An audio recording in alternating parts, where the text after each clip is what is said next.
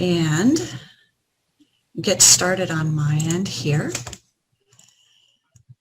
So, yes, I am awake. I am awake at 6 a.m. Yes, I am Michelle Payton, and I'm going to share a white paper that I published in April about online learning and how this can also serve our non-traditional students. There are two very important pieces to our learning today. First, the research gets the ball rolling, but it's also your experiences that we're going to be looking at as well. I'm going to begin with the research, then get your keyboards fired up and share your experiences in chat after topics are covered and tell you exactly when you start that process. You'll have about 5 minutes to share your experiences, and we will be looking at 7 topics today: the non-traditional student, community colleges and developmental education trends, most and least useful online activities, and specific strategies connected to these activities like PowerPoint presentations and digital storytelling. So first, let's look at the non-traditional student. When we define our student audience, in this particular group especially, the non-traditional student is our largest category. 2-year or less institutions serve as the largest portion of these students, which usually means community colleges. And most of these students attend public institutions. Now, look at these characteristics. I'm sure that you have seen students in your classroom with at least one or more of these particular characteristics. Looking at online community college trends in developmental education, it's not a far reach to say that non-traditional students are also likely to be the students who enroll in developmental courses. And with the online coursework on the rise, especially now, it's important to notice a trend that may impact their ability to succeed. I'm going to cover a very large sample size over a 5-year period. One trend that stands out to developmental educators is it was highly unlikely that developmental education students took online courses. Your eye is going to go down to your particular academic concentration, but I'm going to guide you down to the very bottom of this table at the percentage of online enrollment in developmental education. Take a look at that, because what's even more eye-opening in this particular chart is that they cover 2 categories, developmental education and ESL. But developmental education includes English and math. So developmental education is even 3.85% number. Some other interesting findings in the story is that older students have a higher persistence rate in online courses.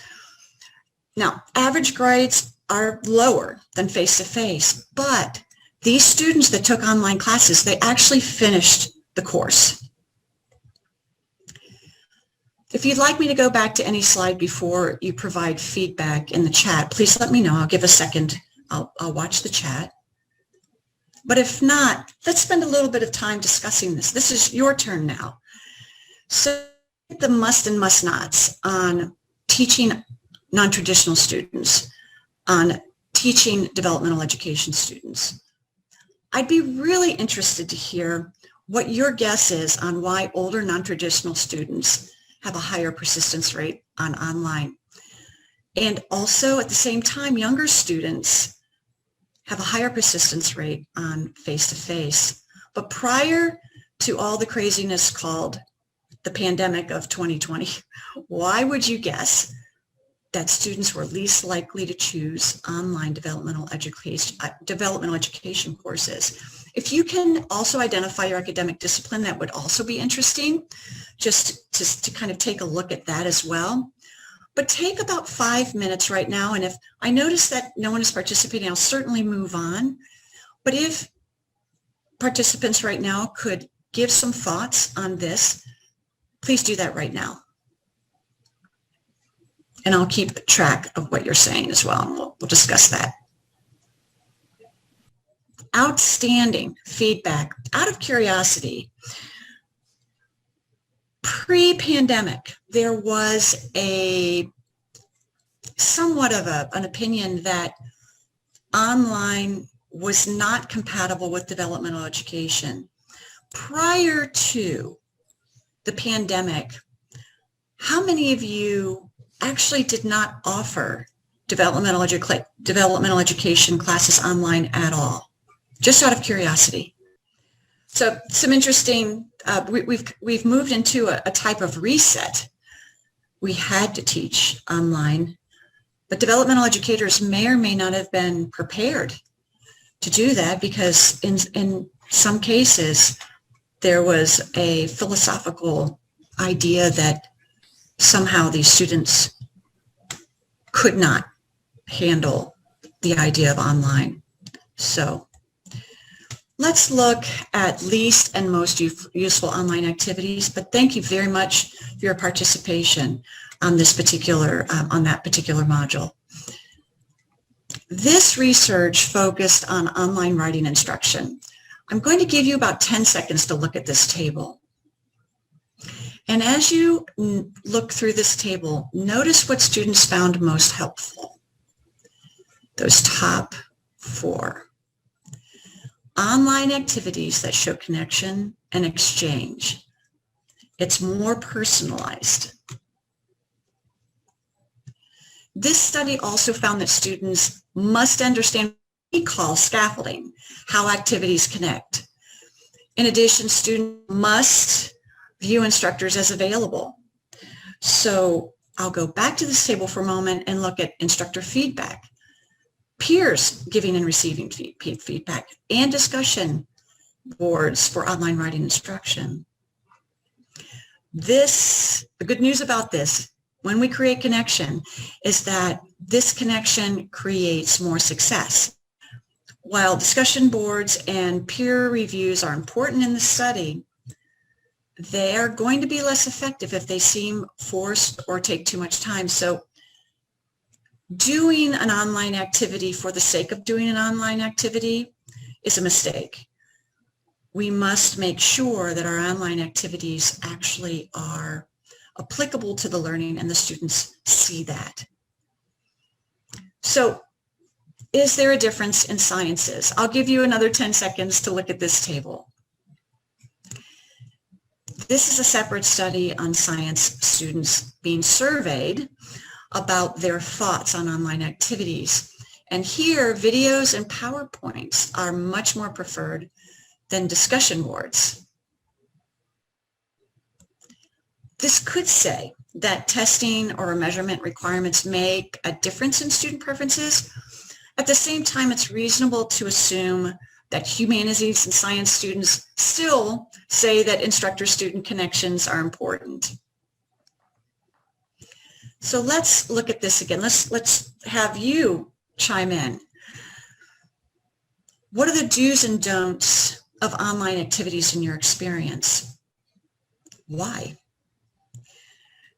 What is your guess on why writing students and science students view online activities differently? With the sciences, that's a very good question. This was more of a qualitative study, and it was out of North Carolina.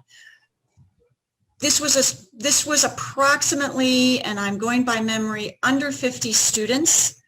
So can we say with the online writing instruction, it was a much larger, more quantitative study. This one's more qualitative, but it gives us a feel. And remember, this would also be students' opinions and their preferences.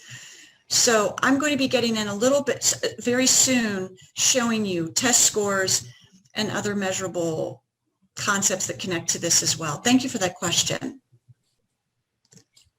Really great feedback. This is a very motivated group. I love this.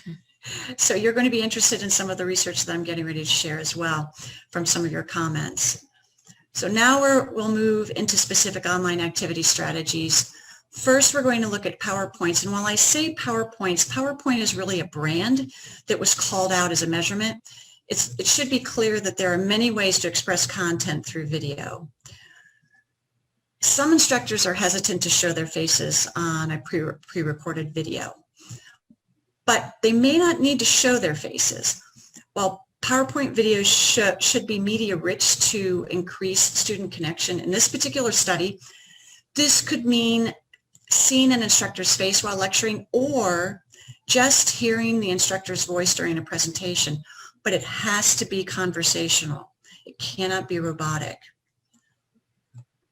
But there are some differences in student preferences when looking at declarative and procedural knowledge.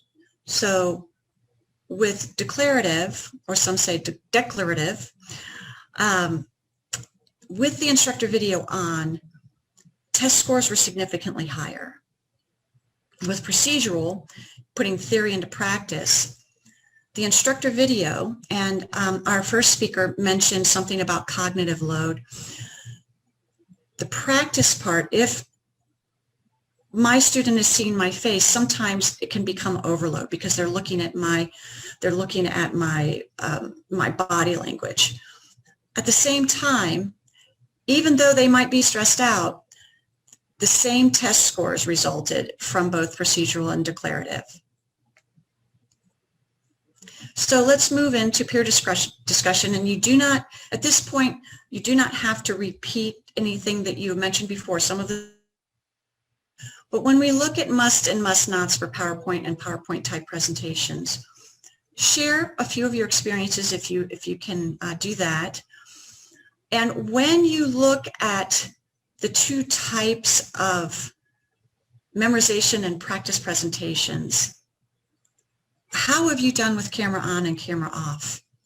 What have you seen as far as results? And a number of you have already mentioned some of the results that you have experienced. You don't have to repeat that. It is also very interesting, however, to see your academic discipline when you're mentioning what you're learning as well. If you could just take a couple of minutes to put information. Yes, all great points. And yes, Holly, that dog barking in the background. I have 2 dogs and 2 cats, and they end up showing up in my screen on a regular basis. So maybe it's good that I'm in Las Vegas in a hotel room today. Some points that you've made in chat are very important to this particular point. Our first speaker shared a story, but also what was mentioned is this was from was a familial story. So that brings another personal piece into when we're sharing information with others and our students. Digital storytelling has been a student practice in K through 12 for some time now. It means something a bit different when applying it to college and university practices in this particular study. So digital storytelling in this research context was more about facilitators using first-person narration as a way to create connections. And we've already seen that a couple of times while we're talking right now. And the fact that I can't get into chat because I only have one screen and I'm used to having 2. The top 3 of the 5 ranked techniques listed here were highly influenced the credibility and authenticity from a student's perspective. While many of us might like to think that our content is what gives us credibility, according to these studies, instructors must be more than our academic discipline. Instructor authenticity is connected to the number 1 ranked technique. This means students connect to instructors sharing real life experiences. And we've done that already here today. Credibility in this study is not just about intelligence, knowing our academic subject. It's as much about being friendly and honest. Authenticity means sharing a bit about you as a person. And these positive qualities result in students being willing to retake the class.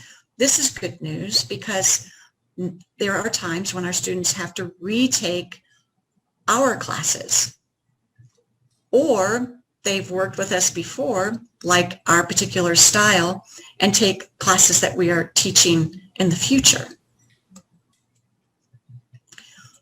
Interestingly, when students were tested on content recall of these particular videos, nearly 64% recalled content. An additional interesting finding is the beginning and ending content were recalled the most when students were tested. So let's get into peer discussion here. Again, we don't have anything, but for digital storytelling, how do you feel you could increase the interest in the middle of your video if a student goes back and watches your video? What's your best guess on why students connect credibility with digital storytelling? Unsettling at first. Wait, I know my information. I'm an expert in my field. Why is my credibility connected to digital storytelling? And what does it mean to be authentic from your perspective? And how do you demonstrate that? A number of you have already mentioned that. You don't have to repeat it. But if you have other information, please share that in chat now, and we'll take a couple of minutes to do that. Very good. Outstanding. I love that mystery word idea and adding some comedy to that, getting some smiles and laughs out of something. That's excellent. Excellent. I'm definitely going to be thinking about that mystery word idea. Thank you for that. There are times when videos can be short. And when the pandemic first began, that was the buzzword, make your videos short. But there are also times when they just have to be longer. And let me define what that looks like. It will come absolutely to no surprise to any of you that shorter videos are more completely watched. So less than 10 minutes is the sweet spot for students to watch an entire video. And as you get down to more than 30 minutes, 2% of the time they watch it completely. But instructors can increase that percent by considering video tags if videos have to be longer. And what I mean by this is if you look at the top example, and I'll come back to this slide in a moment, you can see where I've added a video table of contents with timestamps to help my students go through their library research. And I use this for all of my classes. This study found that we save our students time if our videos must be longer. In sciences particularly, they may have to be longer. So average click-throughs more than doubled for students when they had timestamps. And why is that important? Because the average amount of tagged videos viewed decreased. Imagine if you, any of you, could save 34% of your time. So, and that's what tagging does in this particular case for our students. Students generally use, in this study, use these videos more frequently at the end of the semester to prepare for their final exams. If they didn't have tagging, they would watch a video and use it like a common lecture, but they may not go back and use it as a review tool. So here are a couple of time-saving examples for you that you can use tomorrow. It may be that, or today, you may already be doing this, but here is the reusable video example where I'll use this over and over again for all of my students that need to do library research. But we have the magic of Zoom now that we have had a year of being required to be remote, and for most academics, not all, but most. So we can coach our students, and this is what I will do as well. If my video is over 10 minutes, I will put a small note to say, download this into Zoom, download your Zoom transcript to a searchable document, and then they can search by terms if they want to use that as a study guide, or if they didn't watch it at all, say they didn't make class. I know that's unusual, right? That our students don't make it to class sometimes, but they can then search the document from there. There's no way that if you don't have a repeatable, if you're just doing that day and it's not a unique, it's a unique to that day and to that semester, you're simply not going to do timestamps, but you can coach your students to do the timestamps themselves. We reviewed online studies, but there's absolutely no argument that face-to-face instruction is highly beneficial to students. However, hybrid and online offerings could impact the overall persistence for our students.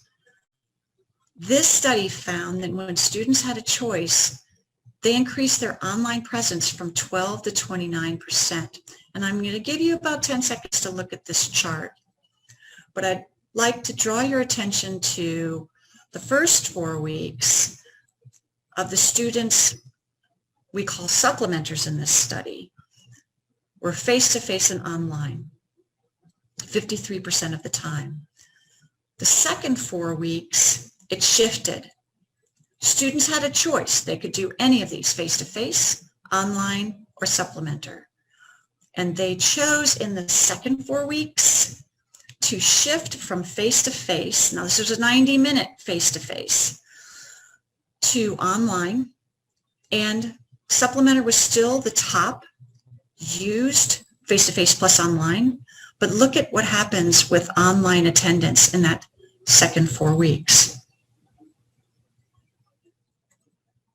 What's even more interesting is that by the second 4 weeks of this course, exam performance of face-to-face, online only, and supplementers had no significant statistical difference.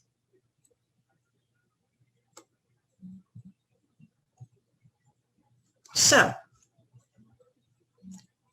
what video links and techniques, tags for examples, have you used and have you seen used successfully? Or has it been unsuccessful, if any? How have you combined face-to-face online teaching techniques successfully and unsuccessfully? If you put in also your academic discipline, that would be helpful. And I'll give you a few minutes for this as well. Excellent. I'm going to go ahead and move forward into the next module of on the studies. So we've covered all of these studies. The top 7 practices to consider are frequent feedback, media-rich presentations. Now, I say PowerPoints, but a number of you have mentioned, and I do the same, that if we have a background that we may be on our class page or some instructional things, and we're giving our students that information. So it's, when I say PowerPoint, as you know, this means that you're showing things, it's not just your face. Although it can be at times, but it's helpful to have information in the background for your students to also monitor. First-person narratives, digital storytelling, shorter videos, or if they're longer, tagged videos, and seeing through our non-traditional students' eyes on perceptions of these activities are very important. So we ask them, how did this work for you? What are your thoughts on this? And from the interactions that we've had so far together, I would bet that all of you are asking these questions. You're asking students what their thoughts are.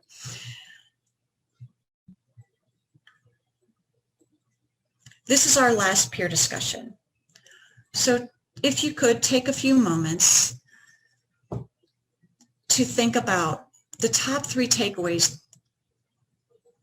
of this research so far. What would those be? How would your courses look like if online design was the lead? That was your first priority, and then you make face-to-face adjustments from there. We don't know what's going to happen in the future. I'm very happy that I was able to vacation, and I'm stuck in a hotel room presenting to you today. But there are going to be times that now that we're better at this, how do we lead with online design and make adjustments for face-to-face? And then what might your next steps be for professional development? Let us know what you're thinking about that. Outstanding. Outstanding. So here are some sources for this presentation, and I know this is very small, but I also know this is going to show up on a later in your Canvas environment as well. You can download the entire white paper on the address shown below, and I'll give you a moment to jot that down, but it's at the ncde.appstate.edu, and then you can see the rest there. It's a PDF of this particular study. There's a lot more in that, but we have limited time. So thank you for your time. Thank you, Holly, so much for your assistance. I'm used to working with my two screens, so I needed a little help there. And this also is, again, another digital storytelling moment of saying, and a number of you brought that up, sometimes things come up. And so this was very helpful. Thanks for that collaboration. If you have questions or any other thoughts, you can put those in chat. If something occurs to you later, you can email me directly. You can see my email address at the bottom of the page as well.